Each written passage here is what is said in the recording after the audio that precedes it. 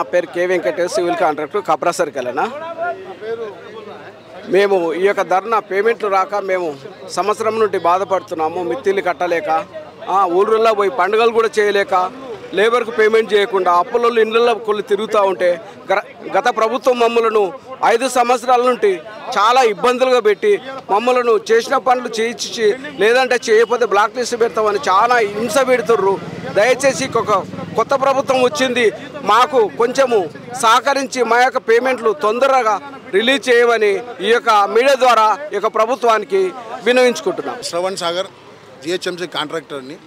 మా దగ్గర పేమెంట్లు ఇవ్వక ఇప్పటికీ సంవత్సరం అవుతూ ఉన్నది. పని చేసి సంవత్సరం దాకా కూడా పేమెంట్ ఇవ్వడం లేదు. మేము చాలా ఇబ్బంది పడుతూ ఉన్నాము. మా లేబర్ పేమెంట్లు ఇవ్వడం లేదు, మేము మా ఈఎంఐలు కట్టుకోవడం లేదు.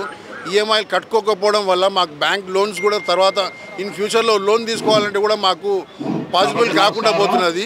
కాబట్టి దయచేసి గవర్నమెంట్తో ఒకటే రిక్వెస్ట్ చేస్తూ ఉన్నాము, మా పేమెంట్లు తొందరగా ఇప్పిస్తే మేము సంతోషంగా ఉంటామని చెప్పి మేము కోరుకుంటున్నాము.